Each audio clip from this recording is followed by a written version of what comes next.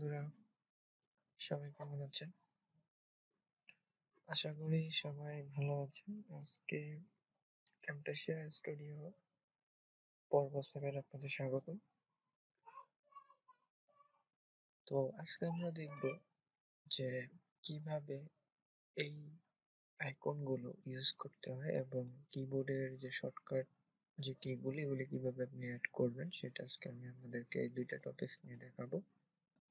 তো এর আগে আপনাকে অবশ্যই একটা মিডিয়া ফাইল আপনাকে এখানে ইম্পোর্ট করে নিতে হবে। আমি অলরেডি করে নিয়েছি। দেন একটু টাইম করে আমি জুমটি কমিয়ে নিচ্ছি সুবিধার্থে।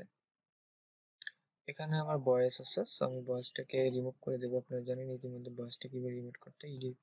অডিও এখান থেকে আপনি জিনিসটাকে ড্র্যাগ করে কমিয়ে নিতে পারেন, অথবা এখান থেকে গিয়ে আপনি পুরোটাকে কমিয়ে নিতে পারেন। তাহলে আর আপনার যে ভিডিও সাউন্ডটা এটা শোনা যাবে না।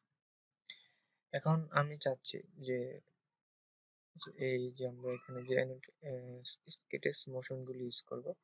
সাপোজ আমি বুঝাচ্ছি যে আমি এই এই যে এই আইকনটাতে আমি ঢুকবো, মনে করেন আর কি আমি এই আইকনটাতে ঢুকবো।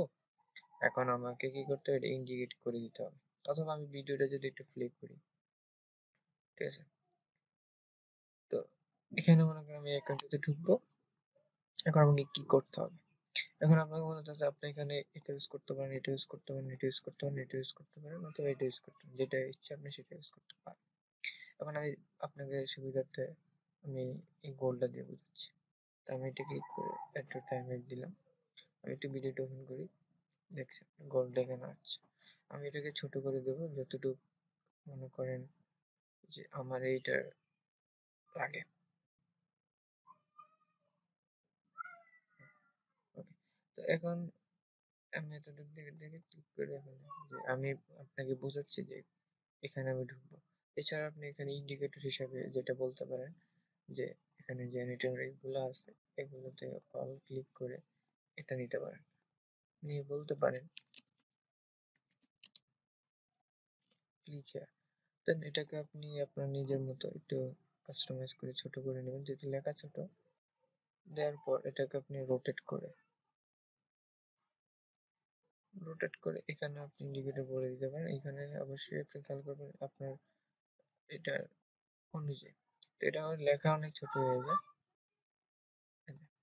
এখন বোঝাচ্ছে যখন যে ভিডিওটা দেখবে তখন সে এটা অনেক বড়ই দেখবে, কারণ এখন ল্যাপটপের মধ্যে বা ডেস্কটপের মধ্যে যে স্ক্রিন ছোট কারণে সেটা বোঝা যাচ্ছে না।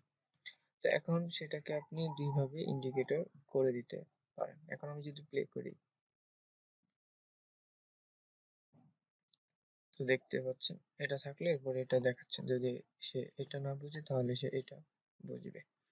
এখন আপনি চাচ্ছেন যে এরপর আপনি যেটা চাচ্ছেন যে এরপর যে এখানে আমরা যদি যাই, এখানে মনে করেন যে এটা একই রকম। এখন আমি আপনাকে স্কোয়ারটা দিয়ে দেখাচ্ছি। তো আমি একটু এদিকে আসি। তো স্কোয়ারটা দিয়ে আসার পর সাপোজ আপনি চাচ্ছেন যে কি করতে, হ্যাঁ, মনে করেন এই জায়গায় লেখাটা আপনি কি করবেন যে ক্লিক করতে বলবেন। তার জন্য এখানে স্কোয়ার ধরতেছে, আমি এটা ইউজ করে দেখাচ্ছি। দেন আপনি ভিডিওটা প্লে করলেন। তো দেখেন এখানে জিনিসটা দেখাচ্ছে। তো এখানে এটাকে আপনি রান করে এনে এখানে আপনি নিজের মতো কাস্টমাইজ করে নেবেন। পারফেক্ট।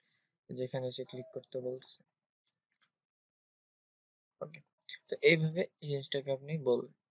এখন আপনি চাচ্ছেন না যে যে মনে করেন যে এটাতে ক্লিক করতে না। তো এখন আপনার করণীয় কি? তো সেই জন্য আপনি এখানে ক্রস বাটন ইউজ করতে পারেন। যে এখানে ক্রস বাটন, তো আমি ভিডিওটা একটু প্লে করি।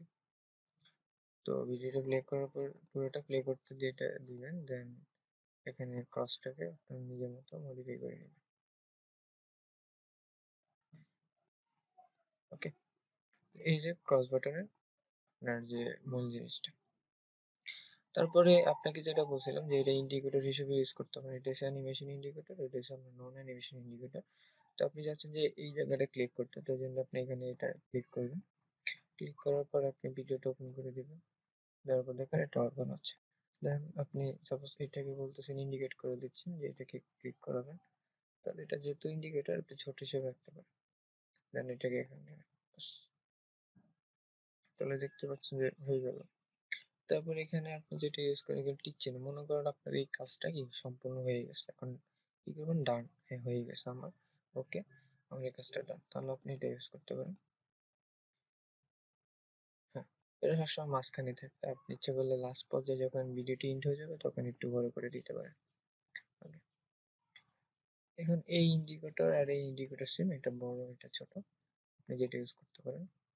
আর এগুলো সাধারণত ইউজেবল হয় না, এই দুইটা তেমন ইউজেবল হয় না, আপনি এখান থেকে এই যে ল্যাম্পগুলো এগুলো ইউজ করতে পারেন। আমি যদি এখন অ্যানিমেশনটা যদি আবার প্রথম থেকে এগুলো ওপেন করে দেখাচ্ছি, তো দেখুন আমি বলছি এটাতে টিক চিহ্ন দিব, তারপরে বলতেছি যে আমি এটা আমার টিক চিহ্ন টিক করে, তো এটাতে ক্লিক করা যাবে না বা এরকম কোনো কিছু ইন্ডিকেটর দিচ্ছি।